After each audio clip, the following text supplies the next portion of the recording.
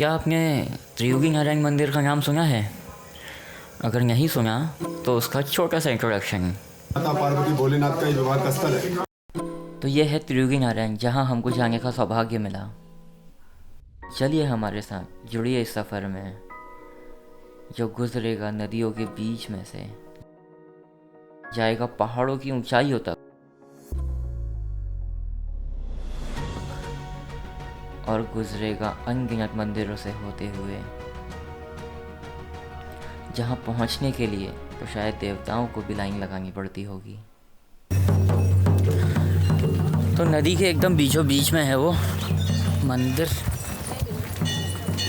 हो रहा वहीं जा रहे हैं हम लोग।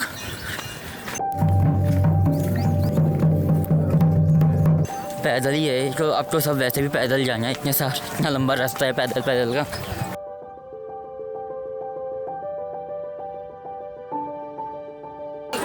51 शक्तिपीठों में से एक धारी देवी मंदिर है।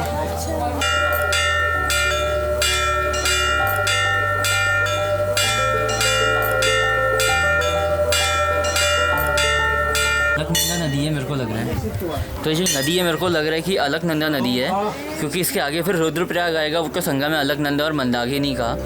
इसके बाद हम वहीं जाने वाले हैं।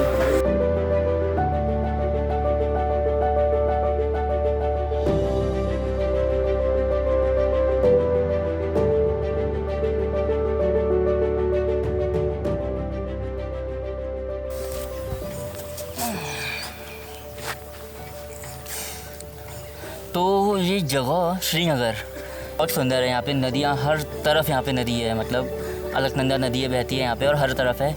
माता का मंदिर अभी दिखाया ही है, दर्शन किया धारी देवी माता का मंदिर। और ओवरऑल अच्छी जगह है। मतलब यहाँ से हम आगे की अपनी जर्नी स्टार्ट करते हैं, क्योंकि अभी हमें आगे जाना है। हम लोग आज जा रहे हैं सोनप्रयाग। तो पहले हमको रुद्रप्रयाग भी मिलेगा, तो वहाँ पर रुकेंगे। अब उसके बाद सीधा फिर आगे जाएंगे। आगे आगे चलूं मैं, पीछे मेरी जिंदगी, थोड़ा सा जी लूं आज मर्जी है मेरी। तो यहाँ से अलकनंदा और मंदाकिनी नदी मिल के बन जाती है अलकनंदा नदी। वो कैसे मिलती है? तो अलकनंदा और मंदाकिनी नदी मिल के बनती है अलकनंदा नदी फिर से, क्योंकि अलकनंदा नदी दोनों नदियों में से बड़ी है। वैसे ही अलकनंदा और भागीरथी नदी मिलके बनती है माँ गंगा नदी, क्योंकि अलकनंदा नदी और भागीरथी नदी लगभग बराबर हैं। तो इसके लिए जहाँ पे उनका संगम होता है, वहाँ से आगे को वो नदी का नाम चेंज होके गंगा जी हो जाता है। हाँ, वापस आ जाते हैं। वो है संगम नदियाँ और मंदिर है नीचे। हमने दर्शन कर लिए हैं। अब हम जा रहे हैं आगे सोनप्रयाग जाके रुकेंगे। अब प्लान तो ऐसा ही है। आगे गुप्त काशी भी आएगा, वहाँ शायद कुछ ऐसा है नहीं, तो चलते हैं। चलो, हमारे डेस्टिनेशन से पहुंचने से सिर्फ आधा घंटा, मतलब 12-13 किलोमीटर पहले बारिश चालू हो गई। वहाँ पे वो बांध रहे हैं। मेरे को भी बांध के नहीं लाए थे, बहुत धूप थी, पता नहीं चल रहा था। फिलहाल मैं ऐसे ही खड़ा हूँ और नीचे देखिए वहाँ पे नदी आ रही है। हाँ, ये जगह है फाटा। तो यहाँ पर से हेलीकॉप्टर चलते हैं केदारनाथ को। आवाज़ भी आ रही होगी, दिखाता हूँ। तो हम लोग रास्ते में जा रहे थे, हमको भोले बाबा का भंडारा दिखा और बस अगले ही सेकंड ये इस यात्रा का पहला भंडारा है।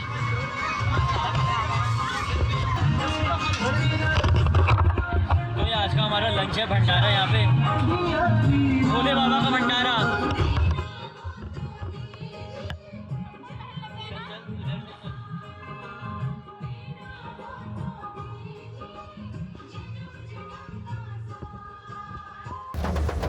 इनके मालिक कहाँ हैं?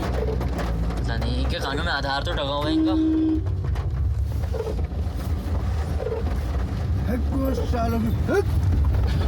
वो वहाँ पे बर्फ़ पड़ी हुई है पूरी। मुझे तो इतना दिखेगा नहीं, तो फ़ोटोज़ देखो। त्रियुगी नारायण मंदिर जाने का रास्ता इतना खूबसूरत है, इतना ज़्यादा खूबसूरत है, मैं बता नहीं सकता। सोचिए, जिसका रास्ता इतना खूबसूरत है, वो मंजिल कितनी हसीन होगी। देखो, पूरी बर्फ़ ही बर्फ़ है वहाँ पे। इसमें तो नहीं पता चल रहा होगा, अभी बरसाती पहन रखी, क्योंकि कभी बारिश हो सकती है। अभी तक बारिश ही थी, इसके लिए ज़रूरी है। पीछे से पूरी फौज हमारी। आगे मंदिर आने वाला है, बस थोड़ा सा ये 50 मीटर लिखा हुआ था।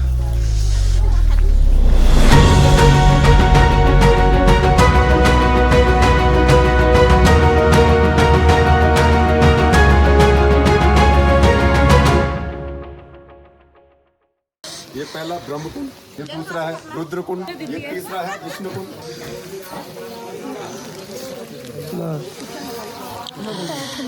बहुत माता पार्वती भोलेनाथ का ही विवाह का स्थल है।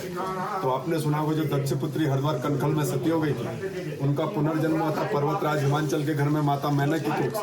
तो भगवान नारायण को साक्षी करके उन्होंने अपनी पुत्री का कन्यादान इसी स्थान में किया था। तो उस समय लोगों ने बहुमूल्य रत्न दान किए थे, सोना चांदी पन्ना हीरे मोती, 1.25 लाख गायों का उस टाइम दान हुआ था। तो कलयुग में इतना रत्न तो किसी प्राणी के पास नहीं है। आदिगुरु शंकराचार्य और बद्रीनाथ आदिगुरु शंकराचार्य और उन्होंने व्यवस्था रखी थी नारद जी ने, जो कलयुगी प्राणी यहाँ पे आएगा वो अन्नदान फलदान वस्त्रदान अपने परिवार के निमित्त यहाँ पे पूजा कर सकता है। बड़े मंदिर में केवल भगवान के दर्शन होते हैं। त्रेता युग की अखंड ध्वनि 3 युग से प्रज्वलित है। लकड़ी चढ़ाने का उसमें मातम्य है और अखंड ध्वनि का जो भस्मी होता है वही आप लोगों को प्रसाद के रूप में दिया। सोचिए ज़रा, जहाँ पर खुद भोलेनाथ और माँ पार्वती की शादी हुई थी, वो भी भगवान विष्णु को साक्षी मानकर, वह जगह कितनी पावन और कितनी दिव्य होगी, इसका तो अंदाज़ा लगाना भी बहुत मुश्किल है। वहाँ पे जाके जो एहसास होता है, मतलब वो एहसास बता ही नहीं सकते। वहाँ जाना पड़ेगा बस उस एहसास को महसूस करने के लिए। हम लोग बहुत खुशकिस्मत हैं कि हम लोग वहाँ होके आए, वहाँ दर्शन किए, वहाँ पूजा करी। वहाँ पर एक अखंड ज्योति है जो कि एक हवन कुंड है, जो भगवान भोलेनाथ और माँ पार्वती की शादी के समय से ही जला है और वो वहाँ के गांव वालों की देख रेख में ही है।